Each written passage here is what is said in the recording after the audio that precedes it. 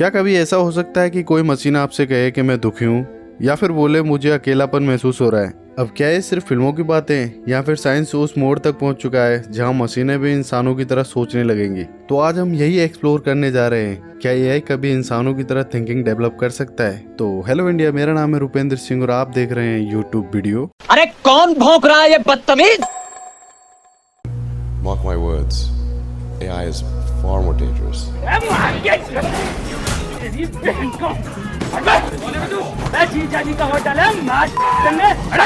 तो वापस आते हैं टॉपिक पर। अब देखो, इंसानों की थिंकिंग सिर्फ लॉजिक या नॉलेज पर टिकी नहीं होती, उसमें इमोशंस, इमेजिनेशन और सबसे बड़ी बात सेल्फ अवेयरनेस होती है। हम सिर्फ जवाब नहीं ढूंढते, हम सवाल भी खुद से करते हैं, जैसे मैं कौन हूँ, मैं ऐसा क्यों सोच रहा हूँ, क्या मैं सही हूँ या फिर गलत।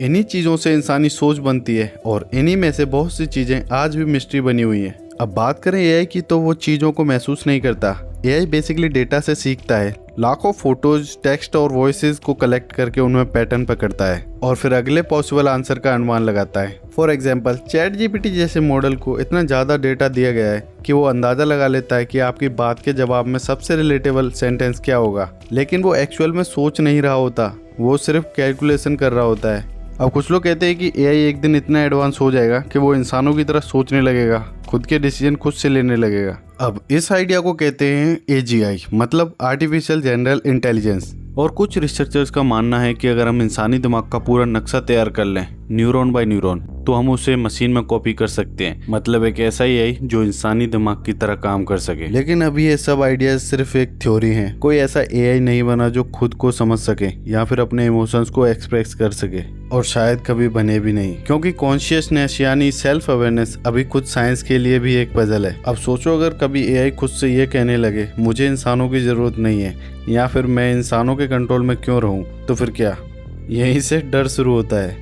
इलॉन मस्क और स्टीफन हॉकिंग जैसे बड़े नाम इसी बात से डरते थे, क्योंकि अगर कभी एआई इतना स्मार्ट हो गया कि वो खुद को खुद से अपग्रेड करने लगे तो क्या होगा? जरा सोचो, एक ऐसी मशीन जो हर घंटे खुद को तेज और बेहतर बनाती जाए, वो चीजें एक घंटे में सीख ले जिसे इंसान 100 साल में समझता है। क्या हम ऐसे में उसकी सोच और स्पीड के आगे टिक पाएंगे? और बात सिर्फ डर की नहीं है, खतरा ये है कि अगर हमने ऐसा एआई बना भी लिया तो उसे हम कंट्रोल में कैसे रखेंगे? अगर एआई के पास पावर आ गई तो वो इंसानों के लिए चैलेंज बन सकता है। और ये खतरा हथियार या रोबोट्स का नहीं है, ये खतरा है इंटेलिजेंस का। एक ऐसी इंटेलिजेंस जो इंसानों से तेज होगी और बिना किसी अंजाम की परवाह करते हुए फैसले लेगी। अब ये बातें सुनकर आपको लग सकता है कि ये बहुत ही फ्यूचरिस्टिक या फिल्मी है, लेकिन टेक्नोलॉजी जिस रफ्तार से बढ़ रही है उसमें ये बातें बहुत दूर भी नहीं है। तो क्या कभी एआई इंसानों जैसा सोच पाएगा? फिलहाल तो नहीं, भविष्य में कुछ हद तक, लेकिन इंसानी कॉन्शियसनेस, इमोशन और इमेजिनेशन को पूरी तरह रिप्लेस कर पाना अभी बहुत मुश्किल है। पर एक बात पक्की है, भविष्य सिर्फ इंसानों का नहीं होगा, वो इंसानों और मशीनों का कॉम्बो होगा। और हमें ये अभी तय करना होगा क्या हम उस फ्यूचर को संभालने के लिए तैयार हैं। तो बस आज के लिए इतना ही, और इस ऑडियो को आप कहीं भी यूज कर सकते हैं बिना किसी कॉपीराइट क्लेम या स्ट्राइक के। So thanks for watching guys. Backup backup picture बंद। पिक्चर बंद। बैकअप भाई, बैकअप, आपका बैकअप। साला चलता है मुझसे मजनू।